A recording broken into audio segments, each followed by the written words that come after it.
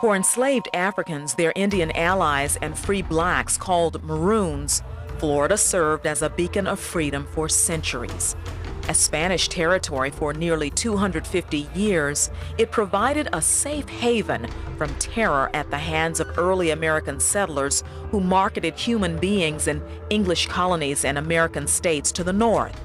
The first link in the Underground Railroad network came as early as the mid-1500s at St. Augustine, where Spanish Florida's first black settlers made their home. When slavery's grip grew too tight and too harsh there, the peninsula's vast interior beckoned captives toward freedom. Beginning in the next century, the safety offered by Florida's wilderness called out to slaves held in Carolina and eventually Georgia, Alabama, and other places. Never accepting captivity as a way of life, men, women, and children searched for escape routes. After Spanish authorities offered freedom and protection to runaways in the late 1600s, enticement for flight to Florida only grew stronger. By the early 1800s, as American frontiersmen and cotton planters continued to push for power closer to and within Spanish Florida, ownership of human property swelled in importance, and the bonds of slavery closed even tighter. The determination to resist swelled as well. In Florida, a series of bloody conflicts resulted in compelling many of these brave and skilled black warriors to make the ultimate sacrifice for their loved ones and for freedom. For them, fighting and dying in Florida's uncharted wilds offered a far better alternative than did slavery in the United States.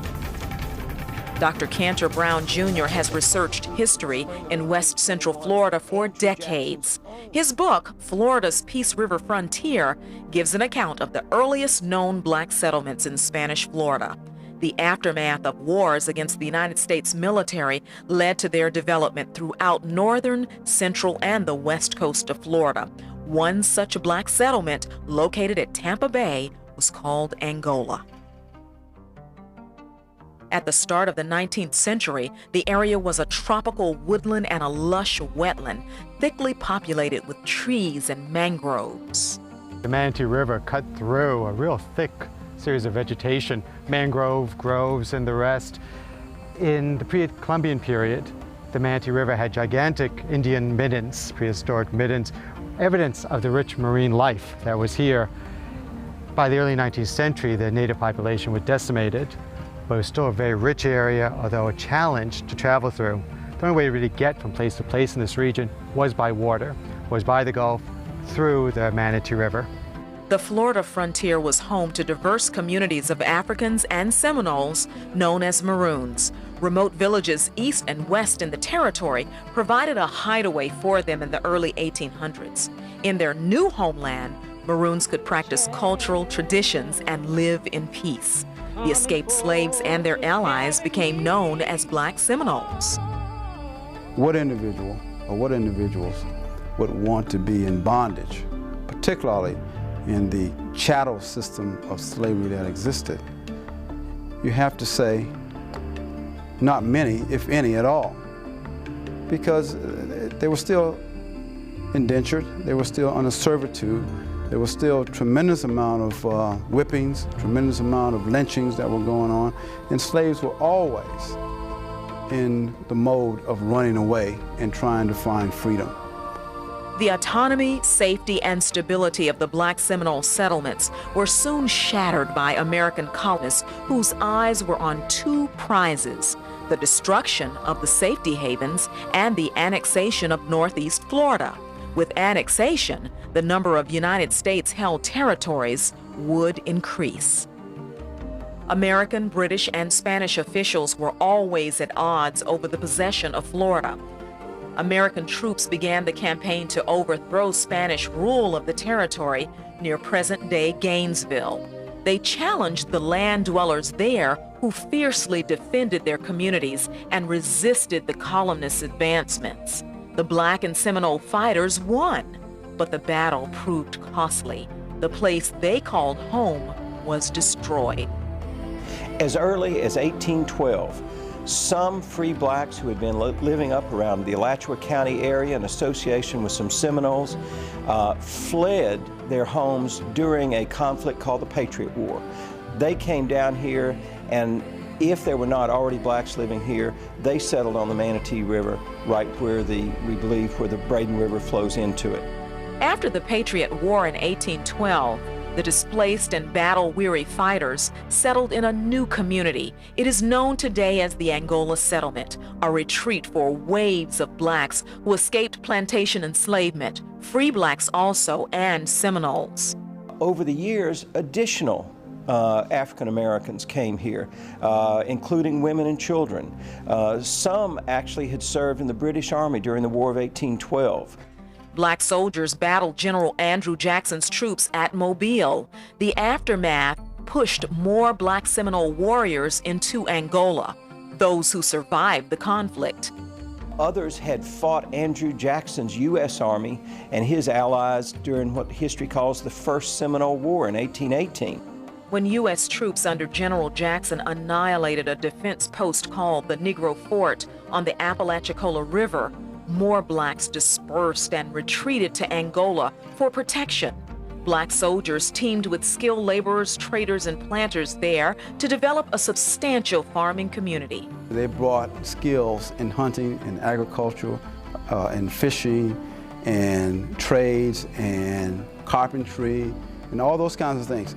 There were a lot of skills, but also understand it really depended upon that part of the continent, the African continent by which they came, and what skills they brought with them, particularly if they were hunters, or if in some cases they might have been herders, or if they were fishermen. So you combine that, considering that many of the slaves that came to America came from different parts of the continent of Africa. So yes, indeed, they did bring skills with them when they came here. Those skills had to be transferred to be used in the new geography and the new topography in America. The new refugees couldn't have found a better place to rebuild their lives. The village was near a hunting and water source. The soil was rich for planting. The settlement prospered and became self-sufficient because its inhabitants knew how to mine surrounding natural resources. Angola became a magnet for escapees as word of its existence spread. At peak, the population may have risen to 700, according to Dr. Brown. It was one of the largest black towns in Florida, he says. This region has almost a natural defensive structure. The Manatee River itself provides a nice thick area to prevent anyone from coming into the southern parts. Because of the thick vegetation, it would be difficult for anyone to come in. The Manatee River really was as a source of communication, navigation, where a river comes in, a small river, into a larger river, which here is estuarine, that is salty. You can get a real explosion of sea life. So it would be a prime area for both shellfish and fish as well. There'd be times of the year when the water would be dark with mullet. Angola's popularity and prosperity were always closely watched. So too the new settlements linked to enemies of the United States, Spain and Britain. No one was more furious about the comings and goings at Angola than rising political figure General Jackson. During 3 invasions of Spanish Florida, the military leader bucked against bands of free blacks and maroon warriors. Jackson never forgot this resistance. His enemy's survival and success at Tampa Bay was a vexation. We know that his personality was very demanding. We know that his personality was such that it was my way or the highway, so to speak, with him. And so we also understand that Andrew Jackson had some issues around the whole institution of slavery. General Jackson sent a trusted aide to spy out Angola's location. The aide reported what he saw. The Bay of Tampa is the last rallying spot of the disaffected Negroes and Indians, and the only favorable point from whence a communication can be had with Spanish and European emissaries. With the news, General Jackson asked permission of the United States Secretary of War to destroy Angola. The request was denied, but Jackson was not deterred. Meantime, aid, supplies, and ammunition made their way into Angola by ship from the British and Spanish empires.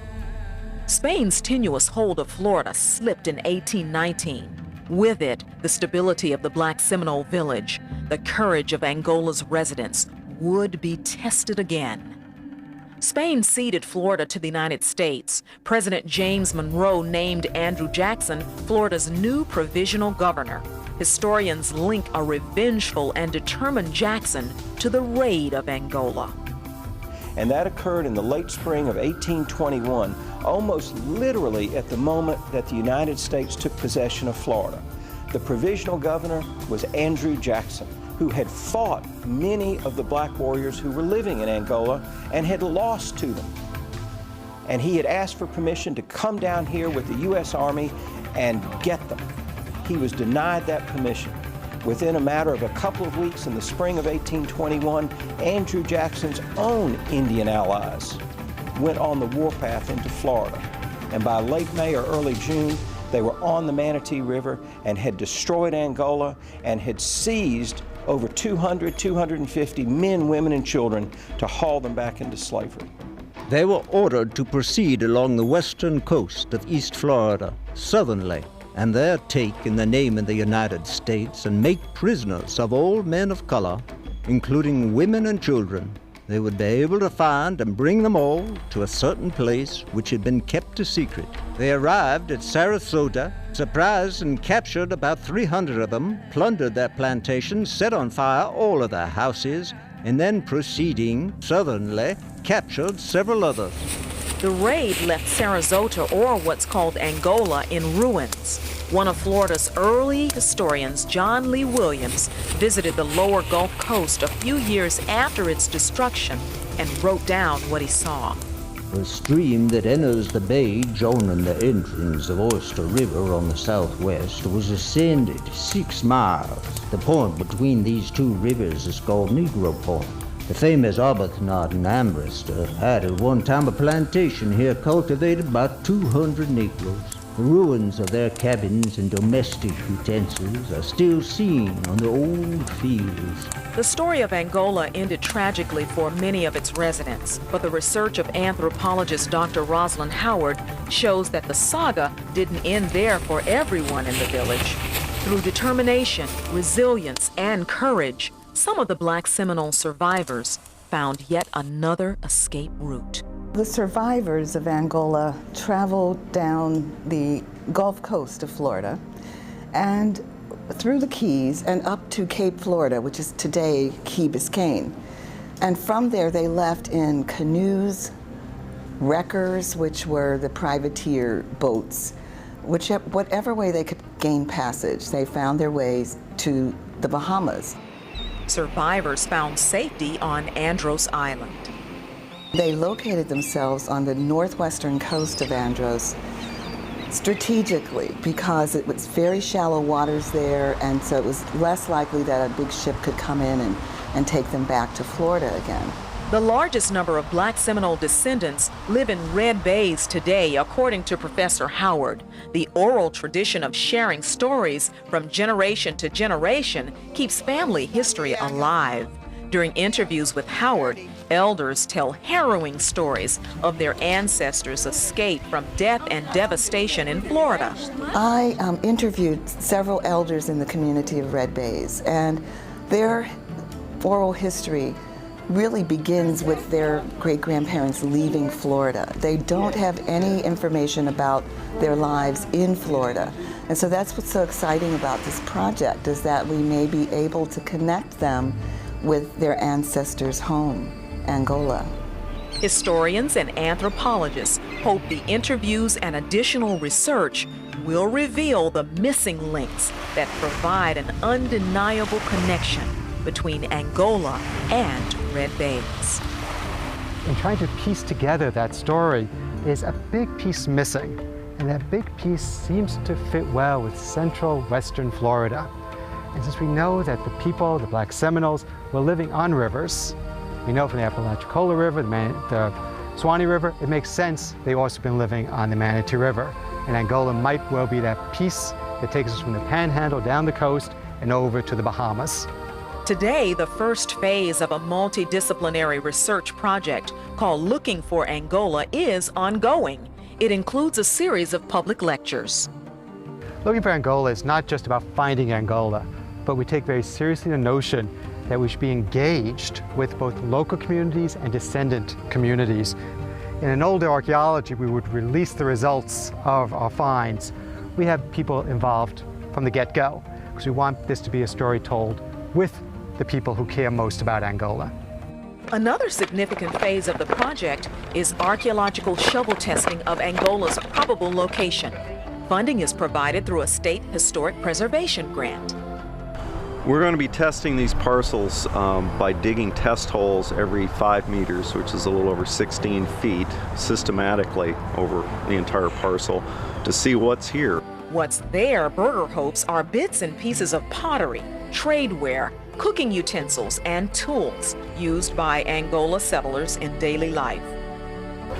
This would be a prime area for people to have lived from the Angola settlement, given that very close by, just behind you, is the location of the Manatee Spring, a flowing spring source of fresh water. Plus, we're quite close to the Manatee River. Over a 5-month time period, Berger has excavated 250 standard test pits near the Manatee River. Well, this first phase of our work on the Angola project really has resulted in very little evidence coming to hand. We did find a bottle that could date from the era of occupation of the Angola settlement. However, you have to appreciate that our level of examination is very fine-tuned. We did not cover large acres, such that there are more acres right here where we're speaking today, which we're near the Braden Castle ruins, as well as across the mouth of the river at the opposite point on the east side of the mouth of the Braden River is another very good area for future examination. So we're optimistic we'll get additional funding for more field work. Subsequent phases of the archaeological survey include testing near present-day Braden Castle in Manatee County, a place once called Negro Point. Angola represents a crucial element to understanding the course of Florida's history during the first decades of the 19th century. It also documents the beginnings of America's history of military intervention.